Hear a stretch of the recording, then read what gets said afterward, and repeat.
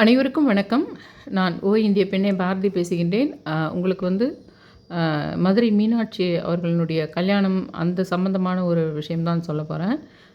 பொதுவா எப்பவுமே எல்லாரும் சொல்கிற மாதிரி அந்த கல்யாணம் அன்னைக்கு வந்து தாலிக்கயிறு மாற்றிக்கோங்க அப்படின்ற விஷயத்தை பற்றி அல்லாமல், அதை விட ரொம்ப ரொம்ப ரொம்ப ரொம்ப முக்கியமான ஒரு விஷயத்தை பற்றி சொல்ல போகிறேன். தயவு செஞ்சு என் சேனலை சப்ஸ்கிரைப் பண்ணுங்கள். அது இல்லாமல் நான் உங்களுக்கு அறிவிச்சுக்கிட்டே இருக்கேன்.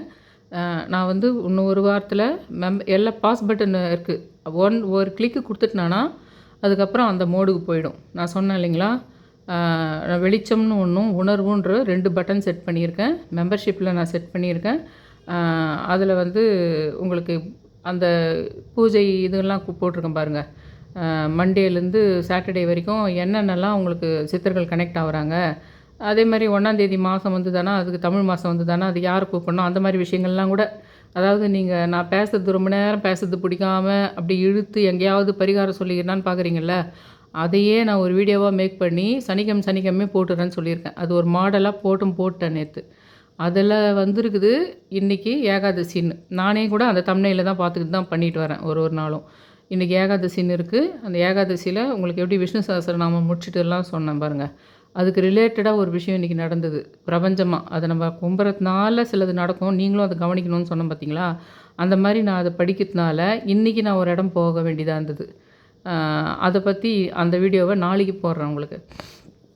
இந்த ஏகாதசி நாளில் பிரபஞ்ச கனெக்ஷன் எனக்கு இருந்து கடவுள் என்கிட்ட பேசுகின்ற ஒரு விஷயம், நான் கடவுள்கிட்ட பேசுகின்ற ஒரு விஷயம், அது எப்படி நடந்தது, அதை நீங்களும் உங்கள் வீட்டில் நடக்கிறத எப்படி கவனிக்கணும் அப்படின்ற விஷயத்த, இன்றைக்கி நடந்த விஷயத்த நாளைக்கு வீடியோ போடுறேன். இன்றைக்கி ஏன் இந்த வீடியோ இன்றைக்கே போட்டு ஆகணும்னா, நாளைக்கு மதுரை மீனாட்சி அம்மனுடைய கல்யாணம். இதில் நான் முக்கியமாக சொல்ல வேண்டிய விஷயம் இருக்குது. ஏற்கனவே போட்டுட்டேன். மதுரை மீனாட்சி அம்மா கல்யாணம் அன்றைக்கி நீங்கள் இந்த மாதிரி பண்ணலாம் அப்படின்னு ஒரு சனிக்கிழமை போட்டுட்டேன். ஒரு பரிகாரம் நீங்கள் நினைக்கிறீங்கள, அந்த மாதிரி போட்டுட்டேன் நான். சும்மா வீட்லேயே வந்து ஒரு ஸ்வீட் மாதிரி வச்சு சாப்பிட்றதோ, நீங்கள் யாருக்கானா வந்து பச்சை துணி வாங்கி கொடுக்குறதோ, இல்லை ஜாக்கெட் பிட்டு வச்சு கொடுக்குறதோ, இல்லை வீட்லேயே வந்து ஒரு அந்த மதுரை மீனாட்சி படத்தை வச்சு வணங்குறது, அந்த மாதிரி விஷயங்களும் சொல்லிட்டேன் அதில். ஆனால் இது ரொம்ப முக்கியம். இது நிறைய பேர் இந்த மாதிரி மெத்தடை சொல்லவே மாட்டாங்க, சொல்ல பயப்படுறாங்க, அதை சொல்கிறதுக்கு யோசிக்கிறாங்க. அதனால் நான் சொல்கிறேன் தைரியமாக. இதில் இன்னும் தைரியமாக சொல்கிற ஒரு விஷயத்த மெம்பர்ஷிப்பில் தான் போடுவேன். மற்றவங்க பார்த்து ட்ரால் பண்ணுறதோ கேலி பண்ணுறதோ கூடாது. இந்த கணவன் மனைவிக்கு இடையே இருக்கின்ற காமம் சம்மந்தப்பட்ட விஷயம் அது. அதுலேயும் மதுரை மீனாட்சியையும் அகஸ்தியரும் நான் ஒன்றா கொண்டு வர போகிறேன். அந்த விஷயத்த நான் மெம்பர்ஷிப்பில் தான் போடுவேன். ஏன்னா அது நிறைய பேர் பார்த்தா அது கொஞ்சம் லைட்டாக அடல்ட் கண்டென்ட்டாக இருக்குன்றதுனாலையும் அதில் தான் நான் போட முடியும். அது தனிப்பட்ட வாழ்க்கையில் கணவன் மனைவி ஒற்றுமையை அதிகரிக்கிறதுக்கும், அதே சமயத்தில் அந்த கணவன் மனைவிக்கு உள்ளே இருக்கின்ற காதல் நேர்மையான முறையில் முறைப்படியான காமம் ஒரு வீட்டின் செல்வத்தை இழுக்கும் அப்படின்ற விஷயத்தெல்லாம் கூட அந்த மெம்பர்ஷிப் வீடியோவில் தான் நான் பேசுவேன். இங்கே நான் பேச மாட்டேன். அப்படியா, காமம் வந்து செல்வத்தை கொடுக்குமா அப்படின்னு வந்து நிறைய பேர் நக்கல் பண்ணிகிட்டு இருப்பாங்க. அது முறையான காமம் செல்வத்தை கொடுக்கும். ஏன் அரசர்கள்லாம் வந்து உங்களுக்கு நிறைய அது ஒரு பெரிய கதையே இருக்குது. மகாபாரதத்தில் இவங்க போயிட்டு இது பண்ணிட்டு வருவாங்க. இதில் வந்து அந்த இந்திரபிரஸ்தம் பண்ணிட்டு பண்ண முடியும். அது மயன்னே கட்டின மாளிகை இல்லையா, அதில் அந்த தண்ணி குளம் வந்து மார்பிள் கல் தான் சொல்லிட்டு நினச்சிட்டு விழுந்துறப்போ பாஞ்சாலி லைட்டாக தோழிகள் கூட சேர்ந்து கொஞ்சம் சிரிக்குது அந்தம்மா, அவ்வளோதான். ஆனால் இன்னும் அங்கே வேறு சிலர்கள்லாம் சிரித்ததனுடைய இது அவனால் தாங்கவே முடியல. அது வந்து கிருஷ்ணர் கேட்குறாரு, பின்னாடி ஃப்யூச்சரில் கேட்குறாரு. அதுக்கப்புறமா நீ அங்கேயே போர் அறிவிச்சிருக்கலாமே, உனக்கு வந்து அங்கே ரொம்ப அவமானப்பட்டுட்ட, அந்த இடத்துல தண்ணின்னு நினச்சின்னு தண்ணி இருக்குதுன்னு நினச்சின்னு ஊந்துட்ட, ஏதோ ஒன்று சொல்கிற மார்பிள் கல்லுதுன்னு ஊந்துட்டேன்னு. அப்போ சில பேர் பார்த்து சிரிச்சது, அப்போ வந்து ஆயுதம் ஏந்தினாங்க அப்படின்னு சொல்லிட்டு சொல்லும்போதே நீ போர் அறிவிச்சிருக்கணும். ஆனால் அங்கெல்லாம் பேசாமல் இருந்துட்டு பின்னாடி வந்து நீ அதுக்கு வந்து துகிலுரிச்சு எல்லாத்தையும் கொண்டு வந்துட்ட பற்றியான்னு கிருஷ்ணர் கேட்பார் ஒரு பக்கம். இன்னொரு பக்கம் இங்கே மதுரை மீனாட்சிக்கு நடுவில் ஏன்டா இது வருதுன்னா, இன்னொரு விஷயம் இருக்குது. மதுரை மீனாட்சி, பாஞ்சாலி இவங்கெல்லாம் ஒன்று தான். பச்சை நிறத்துக்கு சம்மந்தப்பட்டவர்கள் ஒன்று. அவங்க ஒவ்வொரு யுகத்தில் அவங்க பிறந்துக்கிட்டே வருவாங்க உங்களுக்கு. அவங்கெல்லாம் கடவுள் ரூபந்தான், சரிங்களா. அவங்க கடவுள் ரூபந்தான். அவங்க ஒரு ஜென்மத்தில் பாஞ்சாலியாக பிறகுறாங்க, இன்னொரு ஜென்மத்தில் மீனாட்சியாக பிறக்குறாங்க. சிவனும் அதே மாதிரி இன்னொரு இடத்துல மனுஷனாக பிறந்து இந்த இடத்துல மகாராணியாவே இந்த அம்மா இருந்து அவரை போய் மகாராஜாவையே கல்யாணம் பண்ணிக்கிறாங்க. ஆனால் அவர் வந்து சிவனுடைய இதுதான். நம்பலாம் கூட அப்படிதான். நம்பலாம் கூட இதுதான். ஆனால் நம்ம வந்து இன்னும் கொஞ்சம் அடுத்த கட்டத்தில் வரோம். இப்போ அவங்களுக்கெல்லாம் கடவுள் சக்தியினுடைய ஆல்மோஸ்ட் உங்களுக்கு 70% அந்த கடவுள் சக்தியோடவே மகாராணி மாதிரி ஆண்டு வீரம் போரையும் கற்றுக்கிட்டு அந்த நாட்டு மக்களையும் வந்து தானே வாழ்வித்தை வில்வித்தையெல்லாம் கற்றுக்கிட்டு ஜெயிச்சு வெறும் ராணியாக மட்டும் உட்காந்துட்டு இல்லை, அந்த அம்மாவே படைகளை வென்று இந்தியா ஃபுல்லு போகிறாங்க. அப்போது இமயமலையில் போயிட்டு சிவபெருமானை சந்திக்கிறாங்க மதுரை மீனாட்சி. ஒரு வீரமான ஒரு விஷயம் இருக்குது. பெண்கள் சமத்துவம் என்ற ஒரு விஷயம் நம்ம இந்தியாவில் வந்து நம்ம தமிழ்நாட்டில் மதுரை மீனாட்சி ஒன்றே தெரிஞ்சுக்கலாம். நீங்கள் மற்ற கதைகள் ராமாயண மகாபாரதம் கூட உனக்கு சந்தேகம் அது ஒரு மித்தா இல்லை அது வந்து உண்மை கதையான்றதுல ஒரு இது இருக்கும். ஆனால் மதுரை மீனாட்சி விஷயம் உண்மை கதை. அது மதுரை மீனாட்சி வந்து கடவுள் வந்து மனித ரூபமாக பிறந்து மகாராணியாக பிறந்து எல்லா போர்க்கலைகளையும் தெரிஞ்சு இருக்கிற ஒரு விஷயந்தான் அது. அதில் அது வந்து ஒரு கற்பனை கதைன்னு சொல்கிறதுக்கு இல்லை. அதனால் உங்களுக்கு வந்து மதுரை மீனாட்சி அம்மா வந்து அந்த சுந்தரேஸ்வரர் திருமணம்னா என்னங்க உங்களுக்கு? ஆண் பெண் இணைந்து சேர்ந்து உடலாலும் இணைந்து மனதாலும் இணைந்து அவங்களுக்கு குழந்தை பிறகுதுன்ற மாதிரி கதைங்க தானே உங்களுக்கு. அது மாதிரி அது கடவுளாக பார்த்துட்டு மதுரை மீனாட்சின்னு கும்பிட்டுட்டு வந்துடணும்னு நீங்கள் நினைக்கிறீங்க. அந்த கல்யாணன்றதே என்னது உங்களுக்கு? கல்யாணம்னு ஒன்று வச்சிருக்க தேவையில்லையே. சித்தர்கள் வந்து காட்டுக்கு துறவு போனாங்க அப்படின்ற மாதிரி சொல்லியிருக்கலாமே. அந்தம்மா ஒரு சித்தர் சொல்லியிருக்கலாமே. திருமணம்னா என்னது? அதனால் அதை நான் பேசுகிற விஷயம் வந்து ரொம்ப கரெக்டான விஷயந்தான். இதுலேயும் டீப்பான விஷயத்த நான் அந்த மெம்பர்ஷிப் விஷயத்தில் போட போகிறேன். அதில் கொஞ்சம் ஸ்லைட்டாக ஒரு மாதிரி சொல்கிறேன் இன்றைக்கி. ஏன்னா நாளைக்கு அந்த அம்மாவனுடைய கல்யாணம் விஷயமா இருக்குது. அந்த சமயத்தில் நான் ஒரு 5% உங்களுக்கு சொல்லி வச்சா அந்த நாள் முடியத்துக்குள்ளே நீங்கள் செஞ்சுருவீங்க.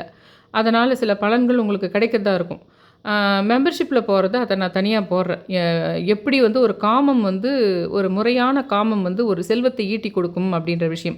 இப்போ நான் மறுபடியும் அந்த காமம் செல்வத்தை ஈட்டி கொடுக்கும்ன்ற விஷயத்துக்கு சம்மந்தப்பட்டது தான் அந்த துரியோதனம் போயிட்டு அந்த இந்திரபிரஸ்தில் விழுந்ததுக்கும் ஒரு கதை வருது, நடுவில் ஒரு சின்ன லிங்க் வருது. அதை சொன்னால் தான் அது ஏன் அது சம்மந்தம்னு உங்களுக்கு புரியும்.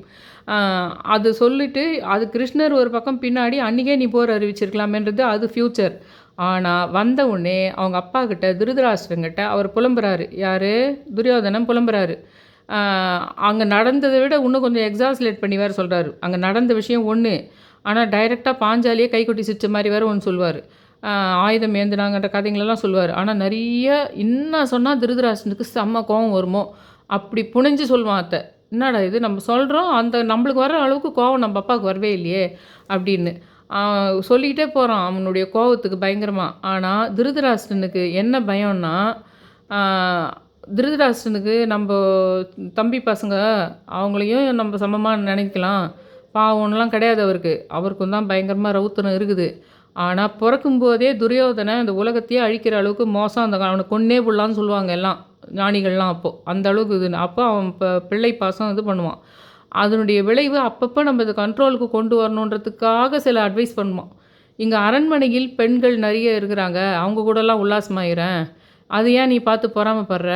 அவங்க வந்து உங்களுடைய பிரதர் மாதிரியாச்சே, அவங்கெல்லாம் உடன் பிறந்தவர்கள் மாதிரியாச்சே, அவங்க ரத்த பந்தம் நமக்கு இருக்குதே அப்படின்லாம் சொல்கிறான்றதுனால அவன் ரொம்ப நல்லவன்றதெல்லாம் இல்லை. அவனுக்கு என்ன சொன்னால் அவனை ஆசுவாசப்படுத்த முடியும் அந்த துரியோதனன்றதுனால இப்படியெல்லாம் அட்வைஸ் பண்ணுறாரு அவர். அவரும் நம்ம இதில் இருக்கிறவர். அவங்கள பார்த்து நீ ஏன் அவ்வளோ பொறாமை பண்ண?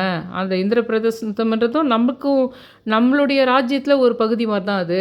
அது அவ்வளோ பயங்கர அழகாக கட்டி வச்சுருந்தா கூட அது வந்து நம்ம அந்த ப்ராப்பர்ட்டியும் சேர்ந்து நம்மதுன்னே நீ அது அந்த அளவுக்கு உனக்கு எதுக்கு அது மேலே எதிர்ப்புன்ற மாதிரி அவனை ஆசுவாசப்படுத்துறதுக்காக அவங்க அப்பா சொல்கிறார். அப்போ அவங்க அப்பா வந்து அவனுக்கு சொல்கிற அட்வைஸ் என்னன்னா, அவனை எப்படி டைவர்ட் பண்ணணுன்றதுக்காக. ஆனால் அவன் தான் அரசவையில் அவன் தான் சிம்மாசனத்தில் உட்காரணுன்ற எண்ணம் இருக்குது திருதராஷ்டிரனுக்கு. அவன் தான் சிம்மாசனத்தில் உட்கார வைக்கணுன்ற எண்ணம் இருக்குது.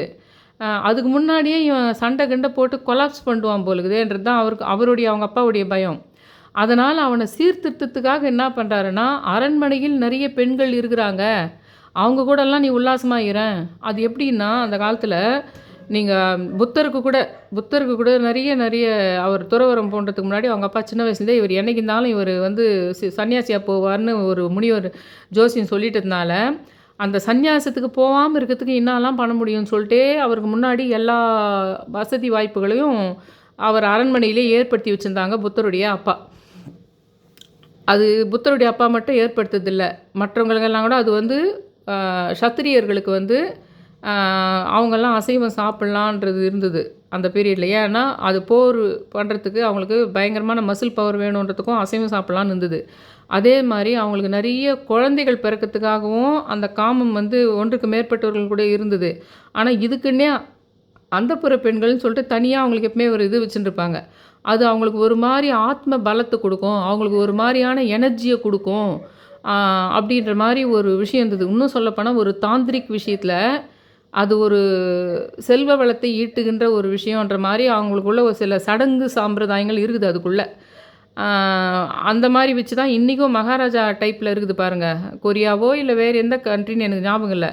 நிறைய இப்போ கூட வந்து மகாராஜானுடைய பேட்டர்ன்லேயே இருக்குது சில நாடுகள்லாம். அந்த நாடுகளில் கூட என்ன இருக்குதுன்னா, அந்த பொண்ணுக்கே விருப்பம் இல்லைன்னா கூட அந்த மன்னன் விரும்பிட்டா அந்த பெண்ணு கூட இதாகணுன்றது நாட்டு மக்களே அவரை கடவுள் மாதிரி நினச்சிட்டு அவர் விரும்புகிற மாதிரி விட்டு கொடுத்துடணும் அப்படின்ற மாதிரி ஒரு கொடூரமான சடங்கெல்லாம் இன்னும் கூட உட்காந்துட்டுருக்குது உங்களுக்கு. அதுக்கு கான்செப்ட் என்னன்னா, அந்த முறையான காமம், முறையான ஒரு இது வந்து ஒரு அபரீதமான ஒரு சக்தியை கொடுக்கும். அந்த சக்தியினால் ஒரு ராஜ்யத்தை மற்ற ராஜ்யங்களெல்லாம் தான் கீழே வந்து ஒரே அரசன் கீழே நம்ம தான் உயர்ந்த அரசாட்சியை பெற்றிருக்கின்ற பல நாடுகளை கைப்பற்றக்கூடிய ஒரு சக்தி அவங்களுக்கு கிடைக்குன்றதுனால அப்படி ஒரு பழக்கம் வந்தது. ஒன்றுக்கு மேற்பட்டவர்களை திருமணம் செய்யறது அரசர்களுக்கு எதுக்குன்னா, அந்த ஒரு ராணிக்கு பிறந்த பையன் வந்து பெருசாக சக்தி இல்லாத போனால் கூட இன்னொரு ராணிக்கு பிறந்த பையனை வச்சு அவங்க அந்த ராஜ்யத்தை பலப்படுத்திக்குவாங்க உங்களுக்கு. இப்போ நம்ம எப்படி வந்து சத்தியவதியோடைய பையன் வந்து அந்த விசித்திர வீரியன் வந்து ஒன்றும் இல்லாத போயிட்டான், அவன் உடம்பு முடியாமல் போயிட்டான். ஆனாலும் அவனுடைய ஜீன்லேயே வந்த மாதிரி முனிவரை வச்சியாவது அவங்களுக்கே தான் அந்த விசித்திர வீரியனுக்கே பிறந்ததுன்ற மாதிரி ஒரு சடங்கு கொண்டு வராங்க பாருங்கள். விசித்திர வீரியனோட ஜீனே கிடையாது, ஆனால் விசித்திர வீரியனோட ஒய்ஃபுக்கு முனிவரை வச்சு குழந்தை பிறக்க வச்சா அது விசித்திர வீரியனோட பையன் தான் அந்த கணக்கில் கொண்டு வராங்க பாருங்கள். இந்த மாதிரி ஒரு ஏடாகூடமான சடங்கெல்லாம் இருக்குது அதில். ஆனால் நமக்கெல்லாம் என்ன சொல்லப்படுதுன்னா, வெளி உலகத்தை பொறுத்த வரைக்கும் ஒரு கடவுள் மாதிரி சொல்லிடுது. அவங்க கல்யாண நாளுன்னா மதுரையில் வந்து அப்படியே காய்கறிகளும் 1,00,000 பேருக்கு சாப்பாடு போடுறாங்க, விருந்து வைக்கிறாங்க. அவங்க ஒரு சாமின்ற ஸ்டேட்லேயே வைக்கிறது. அதை தாண்டி நான் நேற்று போட்டேன் பாருங்கள் ஒரு வீடியோ. நான் வந்து ஒரு வீட்டில் இருக்கிற ஒரு பர்த்டே இருக்கிற வீட்டில் ஒரு பர்த்டே இருக்கிறவங்க பர்சன் தான் நம்ம என்ன பண்ணுவோம், ஒரு வெஜ் பிரியாணியோ இல்லை நான்வெஜ் பிரியாணியோ பண்ணுவோம், ஒரு கேக் வெட்டுவோம், அந்த மாதிரி தான் பண்ணோம் தவிர நான் போய் படையல் போடல அப்படின்னு நேற்று ஒரு ஷார்ட்ஸில் போட்டேன் பாருங்கள். வெஜ் பிரியாணி பண்ணிவிட்டு கஜுகத்லி ஸ்வீட் வச்சு கொண்டாடினா அதெல்லாம் நான் படையல் போடல, சும்மாவே வீட்டில் பர்த்டே மாதிரி பண்ணேன்னு. இந்த மாதிரி பண்ணால் இன்னும் கூட நெருக்கமாக கடவுள்கள் நம்ம கூட வந்து நீ கடவுளாக கும்பிட்டியானா அது கடவுளாகவே உட்காரும் சிம்மாசனத்தில். ஆனால் நீ வந்து சிறு தெய்வங்கள் அதுதான் உங்களுக்கு ஊரில் இருக்கிற குலதெய்வங்கள் வந்து முனீஸ்வரன், இந்த மாதிரி கருப்புசாமி, இது பச்சையம்மா, இந்த மாதிரி குலதெய்வங்கள்லாம் இருக்குது. சின்ன சின்ன சிறு தெய்வங்கள்லாம் இருக்குது பார்த்தீங்களா. அந்த சிறு தெய்வங்களை உங்களுக்கு சொல்லப்போனால் அது ஒரு அசைவம் படைத்து அதை வந்து ஒரு ஃப்ரெண்டு மாதிரி தான் கொண்டு வராங்க உங்களுக்கு. அந்த பலன் அதிகம் உங்களுக்கு எப்பவுமே. அந்த மாதிரி பண்ணோம்னா உங்களுடைய பலன் கொட்டி கொடுக்கும் உங்களுக்கு எப்பவுமே. நீங்கள் அவங்கள ஒரு பெரிய ஸ்டேட்டில் அங்கேயே சிம்மாசனத்தில் உட்கார வச்சிங்கன்னா அந்த கடவுள் சிம்மாசனத்துலேயே தான் இருக்கும், நீங்கள் எப்பவுமே கிழவே தான் வந்து கேட்டு நிற்பீங்க, கெஞ்சிட்டு இருக்கிற இதுவாக தான் இருக்கும். அந்த மாதிரிலாம் சொல்கிறது இல்லை யாருக்கும் அந்த மாதிரி விளக்கத்தெல்லாம் கொடுக்குறது கிடையாது. அது என்னதுன்னா, அது சில குறிப்பிட்ட பிரிவினர் மட்டும் அந்த பையனை தனக்கு மட்டும் தெரிஞ்சு தாந்திரிக் முறையில் அனுபவிச்சுக்குது. தாந்திரிக் முறையில் அவன் வேணாம், அந்த தாந்திரிக் முறையை அவங்க தான் அனுபவிக்கிறதை விட என்ன பண்ணாங்கன்னா, அதை தாந்திரிகமாக மந்திர மாயங்கள் செய்து அந்த கடவுளை வந்து தனக்குள்ளே ஒரு கட்டு போட்டு வச்சுக்கிட்டு தான் சொல்கிறதெல்லாம் செய்கிற மாதிரி பண்ணிக்கிட்டு தன்னை வளர்த்துக்கத்தை விட தனக்கு பிடிக்காதவனை அழிக்கிறதுக்கு அதிகமாக யூஸ் பண்ணாங்க. இந்த ஒரு சடங்கு இருக்குது அந்த தாந்திரிக் உலகத்தில் இருக்குது. இதெல்லாம் உண்மைன்னு தெரியும் அவங்களுக்கு. ஆனால் அந்த மெத்தடை யூஸ் பண்ணுறவங்க எல்லாருமே என்ன பண்ணாங்கன்னா, தன்னை வளர்த்துக்கிட்டு தான் பெருசாளாக இருக்கிறத விட தனக்கு பிடிக்காதவனை அழிக்கிறதுக்கு தான் அந்த சிறு தெய்வங்களை இருக்கட்டும், அல்லது நீ வணங்குற சிறு தெய்வத்தை கட்டு போட்டு வச்சுறது, இந்த மாதிரி விஷயங்கள்லாம் நடந்தது. இது எல்லாமே யாருடா அந்த மாதிரி சின்ன தெய்வங்களை உருவாக்குறதா இருக்கட்டும், இந்த காளியை உருவாக்குது, இதெல்லாம் யார் உருவாக்கினான்னு கேட்டால் அகஸ்தியர் உருவாக்கியிருக்கிறார். சிவன் சொல்ல அகஸ்தியர் உருவாக்கி இருக்கின்றார் இந்த கடவுள்களை. எனக்கு புரியல. கொஞ்ச நாளைக்கு முன்னாடி இந்த பிரவீன் ராஜ்ன்றவர் வந்து எங்கள் ஹஸ்பண்டை இடித்து அப்படியே முகத்தில் ஒரு பள்ளமாக வெட்டிட்டு போச்சு. அந்த அன்னைக்கு நைட்டு இந்த ஜோதிபீடம்ன்றவர் வந்து சொல்கிறாரு, ஒரு எக்ஸாம்பிளுக்கு அது நம்ம பேர் வச்சுக்கலாம், பிரவீனுன்னு பேர் வச்சுக்கலான்றாரு. ஏன்னு இப்போ புரிஞ்சுது எனக்கு. அது ஏன்னு இப்போ எனக்கு புரியுது. ஏன்னா, அவர் பண்ணுற ஜோதிட முறையே வந்து அகஸ்தியர் சிலைய வச்சுங்கிறாரு எதிர்க்க. அகஸ்தியர் சிலையே அவர் எதிர்க்க வச்சுருக்கிறாரு அந்த ஜோதிபீடம் இது பண்ணுறவர். அவருடைய ஜோதிட முறையே வந்து அவர் அகஸ்தியர் கேட்டு கேட்டு கேட்டு தான் செய்கிறாரு. அகஸ்தியருக்கும் அவருக்கும் பேச்சுவார்த்தைக்குது. அகஸ்தியரோடு அவர் இதுவை பண்ணியிருக்காரு. எனக்கு ஏன்டா அந்த அகஸ்தியர் ஒரு சின்ன பிட்டு என் லைஃப்பில் வந்து அவர் அதை காட்டி கொடுக்குறாரு, அது சுலு ஆத்மா தான், நீ நினைக்கிற மாதிரி அது சுலு ஆத்மா தான், ஏன்டா அது காட்டி கொடுக்குறாருன்னு கேட்டால், நான் ஒன்று சொன்னேன் உங்களுக்கு, நீங்கள் பண்ணியிருக்க மாட்டீங்க அத்தை. நான் வந்து டெய்லியே ஒரு சொம்பில் தண்ணி வச்சு அகஸ்தியரே ஜெயம், அகஸ்தியரே சத்தியம், அகஸ்தியரே ஆனந்தம் சொல்லிட்டு லோபம் 2 பூ போட்டு ஒருத்தர் ஒன்று அவருக்கு, இன்னொரு பூ லோபமுத்திரைன்னு சொல்லிட்டு கும்பிட்றேன் டெய்லியே. அதனுடைய விளைவாக என்ன பண்ணியிருக்கிறாருன்னா, நான் நினைக்கிறேன் அந்த சுலு ஆத்மா இப்போ ஒருத்தர் உடம்புலேருந்து விலகி வந்து இன்னொரு உடம்புல உட்கார பார்க்குது. அதை எனக்கு அந்த அகஸ்தியர் மூலமாக காட்டி கொடுக்குது. அகஸ்தியர் தான் அதை காட்டி கொடுத்தாருன்றதுக்கு என்ன சாட்சின்னா, அந்த பிரவீன்ன்றவர் இடிச்சதோடு நிற்காம நடுராத்திரியில் என்னை தூக்கத்துலேருந்து எழுப்பி ஒரு வீடியோவை பார்க்க வைக்கிறாங்க.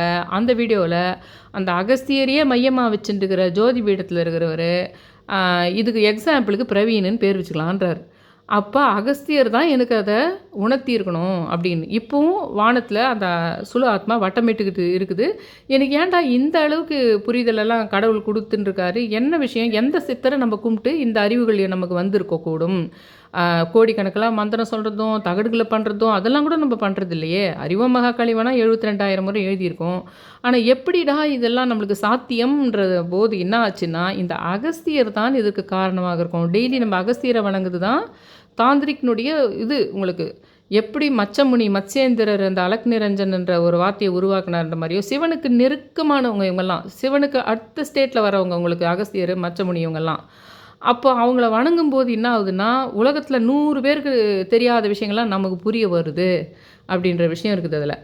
அது என்னதுன்னா, இந்த மதுரை மீனாட்சின்ற விஷயமே எப்படின்னா, ஒரு கடவுள் ரூபத்தில் இருந்து அவங்க ஒரு மனுஷனாக பிறந்து அந்த நாட்டில் போய் ஒரு ராணியாக வாழ்ந்து, சிவன் இன்னொரு இடத்துல மனுஷனாக பிறந்து அவங்க 2 பேரும் கல்யாணம் பண்ணிக்குதுன்ற மாதிரி விஷயந்தான் ஊரில் உலகத்தில் நாட்டில் நிறைய பேர் இருப்பாங்க அப்படி. அந்த கடவுள்கள் தான் இங்கே வந்து மனுஷனாக பிறந்து அவங்க ஒரு பரிகாரத்துக்காக அங்கே வானுலகத்தில் அவங்களுக்குள்ள ஒரு சண்டைக்கு அதுக்கு பரிகாரமாக சொல்லியிருப்பாங்க. நீ அங்கே போய் இத்தனை வருஷம் பூமியில் இருந்து அதுக்கப்புறமா நீ இந்த இது சாப நிவர்த்தியானவுடனே அங்கே இருக்கிற சிவனே இங்கே மனுஷனாக பிறந்து வந்திருப்பார். இந்த இடத்துல இந்தம்மா மதுரை மீனாட்சிம்மா நீ ராணியாக ஆகணுன்றது மட்டும் இல்லாமல், இந்த அம்மாவுக்கு அந்த மார்பகங்கள் வந்து 3ஆக இருக்கும். அவர் சிவனை நீங்கள் போய் சந்திக்கிற சமயத்தில் அந்த ஒரு மார்பகம் கீழே வந்து 2 ஆகிடணும் போது, இந்த மாதிரி எல்லாமும் இந்தியா ஃபுல்லாக சண்டை போகிறதுக்கு போகும்போது அந்த சண்டை போட்டு வெற்றியும் பெற்று அந்த இமயமலை போகும்போது தான் என்ன ஆகுதுன்னா, சிவனை பார்க்கும்போது தான் அந்த 2 மார்பகங்களில் ஒன்று விழுந்துருதுன்னும் போது தான், ஓ அப்போ இவர் தான் நம்ம கல்யாணம் பண்ணிக்கு போகிறோமான்ற மாதிரி விஷயம் ஒன்று நடக்குது. அந்த மாதிரி அந்த ஒரு பிரம்மாண்டமான அப்போ வந்து சிவனே வந்து சிவன் மீனாட்சி அம்மா வந்து ஒரு இந்த ரூபம்ன்றதுனால அது கடவுள் தான் இருக்குமோ, கற்பனை கதையோ நம்ம நினைக்கிறோம். அது கற்பனை கதை இல்லை, கடவுள் வந்து இங்கே மனுஷ ரூபத்தில் இருந்து வந்தது. அந்த மாதிரியே நம்ம வீட்டில் கூட நம்மளுக்கு வந்து ஒரு பேர் சங்கர்னு வச்சுருந்தாலோ சிவன் வச்சுருந்தாலோ அவங்க உடம்புலையே ஒரு 50% 40% ஏதோ ஒரு கர்மாவுக்காக அந்த கடவுளே வந்து பிறந்திருக்கிறாங்கன்னு அர்த்தம். நம்மெல்லாம் கூட அப்படி தான். நம்ம அந்த பெரிய கடவுளாக இருக்கலாம், இல்லைன்னா நம்ம ஏதாவது குலதெய்வத்தினுடைய ஜீனாக இருக்கலாம், இல்லைன்னா சிறு தெய்வத்தினுடைய ஜீனாக கூட நம்ம இருக்கலாம். அதனால் நம்மளை நாமே கடவுள்னு பாவிச்சிக்கிறதே தப்பு. கடவுளை மட்டும்தான் நம்ம கடவுள்னு பாவிக்கணும், நம்மளை நாமே கடவுள்னே பாவிச்சிக்க கூடாது அப்படின்னு ஒன்றும் கிடையாது. ஏன் எல்லாருக்கும் அந்த மாதிரி பாவிச்சிக்க பயமாக இருக்குதுன்னா, நம்மள நிறைய தப்புலாம் பண்ணியிருக்கிறோமே லைஃப்பில், நம்ம போய் எப்படி கடவுள் ஆக முடியும் அப்படின்றது ஒரு கேள்வி இருக்குது மைண்டில். ஏன்னா தீய சக்திகள் வந்து கடவுள் சக்திக்கு இணையாக தான் வானத்தில் செயல்பட்டுருக்குது. சரிங்களா? அந்த தீய சக்தியும் சேர்ந்து தான் நம்மளெல்லாம் மனுஷனாக உருவாக்குது. இதுலேயே ரொம்ப தப்பு பண்ணுறவங்களுக்கு வந்து தீய சக்தியினுடைய ஆதிக்கம் அதிகமாக இருக்கிறவங்கள பூமியில் பிறக்க வச்சுருக்கோம். ஆனாலும் ஒரே உடம்புக்குள்ளே வரத்துக்கு வாய்ப்பு இருக்குது. அதே மாதிரி கணவன் மனைவியாக மோஸ்ட்லி அந்த தீய சக்தியினுடைய கடவுள் ஒன்று வானத்தில் இருக்குது பார்த்திங்களா, அந்த கடவுளும் நல்ல சக்தி கடவுள் ஒன்று வானத்தில் இருக்கிறாங்க பார்த்தியா, அவங்க 2 பேருமே சேர்ந்து உருவாக்கத்தில் ஆல்மோஸ்ட் எதிரிகளே ஒரு பீரியடில் கணவன் மனைவியாக வரத்துக்கு தாய் மகனாக வரத்துக்கு வாய்ப்பு இருக்குது. அது ஏதோ ஒரு காரணத்துக்கு தொடர்ந்து ஜென்மம் எடுத்து எடுத்து எடுத்து அது வந்து அதனுடைய கர்மாவை விதவிதமாக கழிச்சிக்கிட்டே போகணுன்றது விதி. இதில் கூட உனக்கு கள்ளழகர் ஆற்றுல இருப்பான்ற விஷயத்தில் கூட ஒரு முனிவர் வந்து ஏதோ தவளை ஒரு விஷயம் இருக்கும் பாருங்கள், நான் போட்டிருப்பேன் எப்போ வீடியோவில். அது இப்போ பாயிண்ட்டு கிடையாது, அதனால் நான் அதுக்கு வரல. ஏன் நான் சொல்கிறது வந்து நிறைய பேருக்கு வந்து நான் டைரெக்டாக உங்களுக்கு நான் சொல்கிறது டக்குன்னு புரிகிற மாதிரி இருந்தால் இவ்வளோ சொல்ல வேண்டிய அவசியம் இல்லை எனக்கு. அது எப்படி மதுரை மீனாட்சி அம்மனுடைய கல்யாணத்தப்போ நம்ம 2 பேர் ஒன்றா சேர்ந்தா அது எப்படி அப்படின்ற மாதிரி தான் உங்களுக்கு தோணும். அதுக்கு நான் நிறைய விஷயங்கள் சொல்ல வேண்டியதாக இருக்கின்றது. அதனால் இதெல்லாம் நான் சொன்னேன் உங்களுக்கு. நீங்கள் என்ன பண்ணுங்கள், கணவன் மனைவி தூரம் இருக்கிறீங்கன்னு வச்சுக்கோங்களேன், ஏதோ ஒரு வேலை நிமித்தமாக தூரம் இருக்கிறீங்கன்னு வச்சுக்கோங்க, அட்லீஸ்ட் ஃபோன்லேயானா பேசிக்கணும். எப்படி பேசிக்கணுன்னா, ஒருவரோடு ஒருவர் ஒரு லவ்வர்ஸோ ஒரு காதலர்கள் பேசிக்கினா எப்படி பேசிக்கணுமோ அப்படி பேசிக்கணும். அது கல்யாணம் ஆன புதுசில் வந்து உங்களுக்கு இருந்திருக்கும் அந்த காதல். ஆனால் இப்போ வந்து உங்களுக்கு நிறைய ஒருத்தருக்கு சண்டை, நீ அவங்க அப்பா அம்மாவை திட்டி, அவங்க உங்கள் அப்பா அம்மாவை திட்டி, நீ உங்கள் அம்மா வீட்டுக்கு ரொம்ப ஹெல்ப் பண்ணுறேன்னு சொல்லிட்டு வந்து ஒருத்தருக்கு கையில் கத்தியோடு இருப்பீங்க. இப்போ நீங்கள் அந்த கத்தியை மீறி நீங்கள் அந்த முதல்ல கல்யாணம் ஆன புதுசில் வந்த காதலை 2 பேருமே கொண்டு வரணும். என்னைக்கு? செவ்வாய்க்கிழமை ராத்திரி, செவ்வாய்க்கிழமை தான் அந்த மாதிரி கல்யாணம் இல்லைங்களா இந்த வருஷம், நாளைக்கு நைட்டு, அப்படி இல்லைன்னா கூட நாளைக்கு நைட்டுக்குள்ளே நீங்கள் ட்ரை பண்ணி அந்த காதலை கொண்டு வரத்துக்கு 2 பேருமே ட்ரை பண்ணணும். 2 பேருமே இந்த வீடியோ பார்த்தீங்களா லக்கு. அந்த 2 பேருமே ஒருத்தருக்கு நெத்தியில் பச்சை குங்குமம் வச்சுக்கிட்டு, இவ்வளோ நேரம் நான் பாடாப்படுத்தி சொல்லிட்டேன், 2வது முறை நான் சொல்ல மாட்டேன். அரசர்கள் காலத்திலேயே அந்த மாதிரி என் பெண்களை அந்த இது அரசருக்கு அந்த காமத்தை வழங்குதல்ன்ற விஷயத்தில் வேறு ஒரு மேட்ருக்கு அது உள்ளன்னு சொல்லிட்டேன். மறுபடியும் நான் என்னால் கொண்டு வர முடியாது. மெம்பர்ஷிப்பில் தான் போடுவேன் அந்த விஷயம். காமம் எப்படி பணத்தையும் செல்வத்தையும் புகழையும் கொண்டு வந்து சேர்க்கும் என்ற விஷயத்த நான் மெம்பர்ஷிப்பில் தான் போடுவேன், இதில் சொல்ல மாட்டேன். ஆனால் இந்த விஷயம் கல்யாணம் அன்றைக்கி நீங்கள் பண்ணணுமே, அதனால் நான் இப்போ சொல்கிறேன். 2 பேரும் ஒருத்தருக்கு பச்சை குங்குமம் வாங்கி நாளைக்கு நைட்டுக்குள்ளேயோ இல்லை நாளன்னைக்குள்ளேயோ பண்ணிவிடுங்க. நாளைக்குள்ளேயே இப்போத்துலேருந்தே ட்ரை பண்ணுங்கள். இல்லைன்னா உங்கள்கிட்ட பச்சை குங்குமம்லாம் வாங்க முடியாதுன்னா அட்லீஸ்ட் ரெட் கலர் குங்குமம்னா ஒருத்தருக்கு வச்சுக்கணும். நீங்கள் ஏதாவது சண்டைங்க வந்திருக்கலாம் உங்களுக்குள்ளே, எவ்வளோ வேணால் சண்டை இருக்கலாம், மனசுக்கு விருப்பம் இல்லாமல் போகலாம். ஆனால் நீங்கள் இது எப்படியான 2 பேரும் சேர்ந்து அந்த ஒருவருக்கு மீது ஒருத்தர் முடிஞ்ச வரைக்கும் ஒரு லவ்வாக பேசிக்கிறதுக்காவது ட்ரை பண்ணுங்கள். தாலி கயிறு மாற்றின்னு உட்காந்துங்கத்தை விட இதை போய் எப்படியானா அந்த பரஸ்பர இது எத்தனையோ ஜென்மமாக உங்களுக்குள்ள ஜென்மமாக இவங்க ஏதோ எதிரி தான் கல்யாணம் பண்ணிக்கணும்னு ஒரு ஃபீல் உங்களுக்கு இருந்திருந்தால் கூட இன்றைக்கி ஒரு நாள் ஒரு சடங்கு மாதிரி, எப்படி உங்களுக்கு பிடிக்காதவங்களை கல்யாணம் பண்ணால் மணமேடையில் ஐயர் வந்து இதை போடுன்னா போடுவாங்க. நீ வந்து 2 பேரும் சேர்ந்து குழந்தைய ஆட்டுற மாதிரி தூளியில் பண்ணுற மாதிரி பண்ணுங்கன்னா பண்ணுவாங்க. 2 பேரும் சேர்ந்து பாத பூஜை பண்ணுங்க, மாமியாருக்கு மாமனாருக்கு பாத பூஜை பண்ணுங்கன்னா பண்ணுவாங்க. அப்போ பிடிச்சா பண்ணுறீங்க, பிடிக்காம தானே பண்ணுறீங்க. அதுக்கு தான் அந்த சடங்குகளே ஏற்படுத்துனது. அந்த சடங்குகள் ஓரளவுக்கு அவர்களை மனதால் ஒன்று சேர்க்கும்ன்றதுக்காக தான் அந்த சடங்குகளே ஏற்படுத்தினது. நாளைக்கு நீங்கள் என்ன பண்ணுறீங்கன்னா அந்த மாதிரி ஒரு காதலை நீங்கள் உருவாக்கிக்கிறதுக்கு பாருங்கள். அட்லீஸ்ட் உங்களால் பக்கத்தில் உட்காந்து எந்த ஒரு நெகட்டிவ் விஷயமான இது வரைக்கும் லைஃப்பில் நேற்று நடந்த சண்டைகளை கொண்டு வராமல் மறுபடியும் அந்த காதலை கொண்டு வரத்துக்கு ட்ரை பண்ணுங்கள். அந்த மீனாட்சி அம்மாவனுடைய சுந்தரேஸ்வரர் விஷயமும் நாளைக்கு பிரபஞ்சத்தில் இருக்கும்.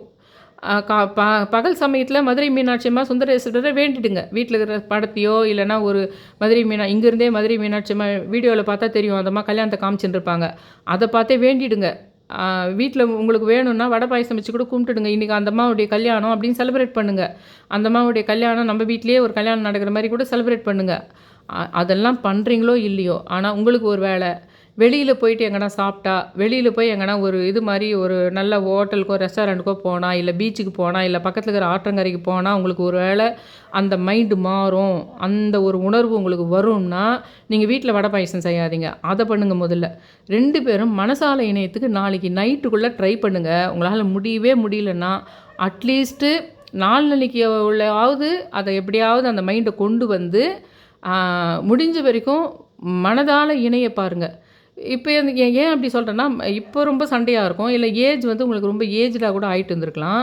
எல்லா கணவன் மனைவிக்கும் சொல்கிறேன் நான், புதுசாக கல்யாணம் ஆனவங்களாக இருந்தாலும் சரி, 60-70 வயசு ஆனவங்களாக இருந்தாலும் சரி, இதை ஒரு சடங்காக பண்ணுங்கள்.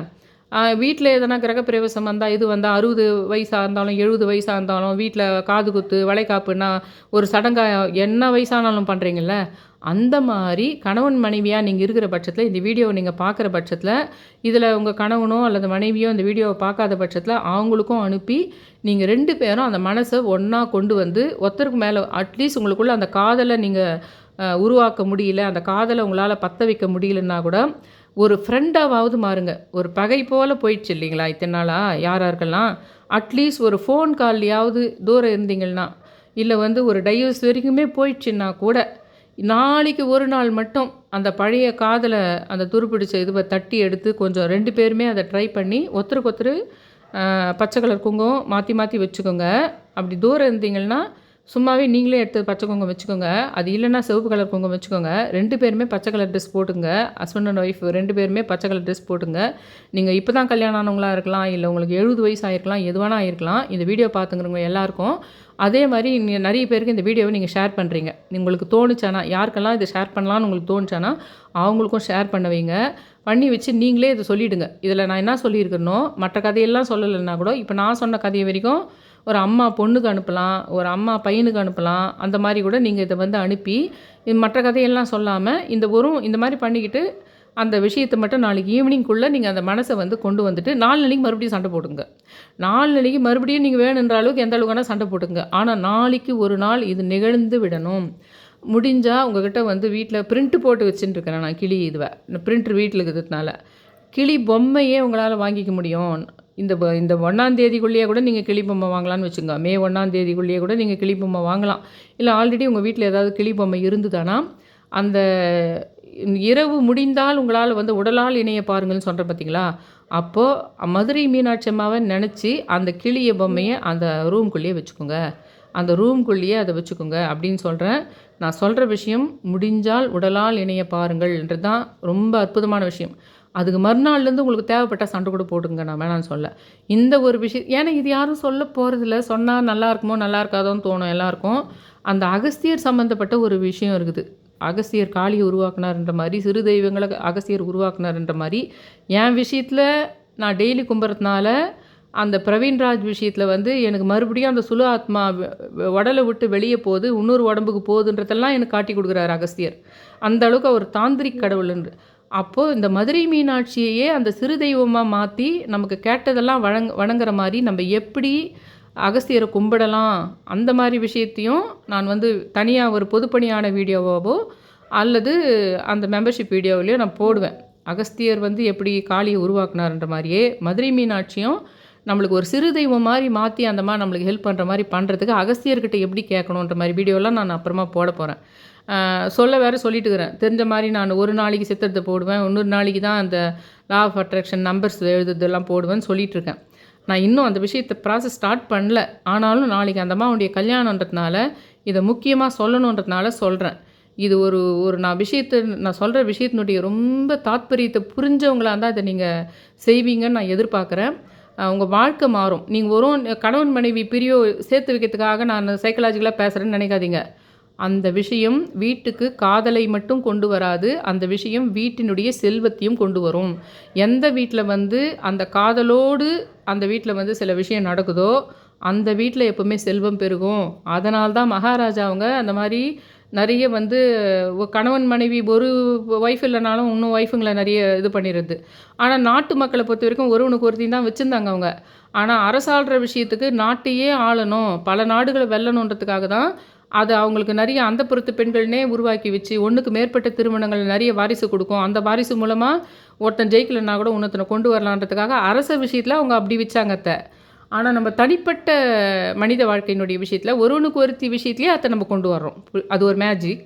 அதை ஒருவனுக்கு ஒருத்தி விஷயத்துலேயே அதை நம்ம கொண்டு வரணும். சரி, யாருன்னா சொன்னால் தானே இது நீங்கள் செய்வீங்க. அதனால் மதுரை மீனாட்சியும் சுந்தரேஸ்வரரே உங்களுக்கு இது ஐடியா கொடுத்த மாதிரி நினச்சிக்கோங்களேன். என் மூலமாக சொன்னாங்கன்னு நினச்சிக்கோங்களேன். அந்த கிளி பொம்மை விஷயம் முடிஞ்ச வரைக்கும் ட்ரை பண்ணுங்கள். அப்படி இல்லைனாலும் பரவாயில்ல. மேக்ஸிமம் நான் சொன்ன விஷயம் என்னான்னு புரிஞ்சிச்சேன்னா ட்ரை பண்ணுங்கள். நான் சொன்ன விஷயம் என்ன தான் புரிஞ்சுதுனாவது தயவு செஞ்சு கமெண்ட்டில் போடுங்க. என்னுடைய சேனலை சப்ஸ்கிரைப் பண்ணி ஷேர் பண்ணி ஆல் இன்டர் நோட்டிஃபிகேஷன் பெல் பட்டனை ப்ரெஸ் பண்ணுங்கன்னு ரொம்ப ரொம்ப ரிக்வெஸ்ட் பண்ணி கேட்டுக்கிறேன். Thank you all.